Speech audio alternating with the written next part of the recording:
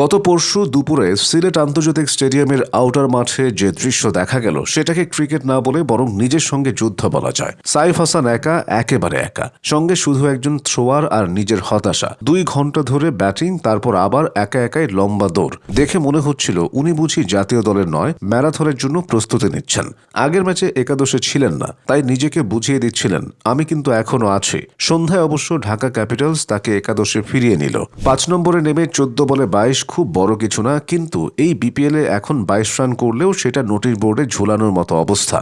কারণ জাতীয় দলের যেসব ব্যাটসম্যান মাঠে নামছেন তাদের রান এখন এমন পর্যায়ে যে ক্যালকুলেটর দিয়ে খুঁজতে হয়। সাইফ আগের 4 ম্যাচে করেছিলেন 4 বলে 1, 17 বলে 9, 4 বলে 1, 24 বলে 15। এসব স্কোর শুনলে মনে হয় তিনি ব্যাটিং করছিলেন না, বরং হোটেল বিলের টিপস রেখে আসছিলেন। এই অবস্থায় যে মানুষটা দুপুরে মাঠে দৌড়ায় সেটা খুবই স্বাভাবিক। মানুষ তো নিজের জীবন বাঁচাতেই দৌড়ায়, কিন্তু এই গল্পে সাইফ একা নন। এবারের বিপিএলে বাংলাদেশের টি-20 দলের নিয়মিত মুখগুলোর ব্যাট যেন সবাই একসাথে ঘুম পাড়ানি মাসি গিলে ফেলেছে। বিশ্বকাপ সামনে, কিন্তু ব্যাটসম্যানদের পারফরমেন্স দেখে মনে হয় বিশ্বকাপ তাদের সামনে নয়, তাদের মাথার উপর দিয়ে উড়ে যাচ্ছে। 2 মাস আন্তর্জাতিক ম্যাচ নেই, তারকা শূন্য বিপিএল চলছে, অথচ শীর্ষ 10 রান সংগ্রাহকের তালিকায় বিশ্বকাপ সম্ভাব্য দলে আছেন শুধু পারভেজ হোসেন।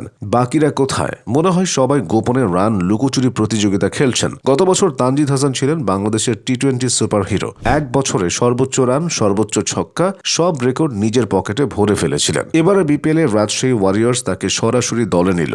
পাওয়ার প্লে তার স্পেশালিটি, কিন্তু এই বিপিএলে পাওয়ার প্লে দেখে মনে হয় তার ব্যাটে পাওয়ার নেই, শুধু প্লে আছে। 6 ম্যাচে তার রান 8 বলে 10, 15 বলে 20, 20 বলে 29, 6 বলে 2, 20 বলে 21, 12 বলে 5।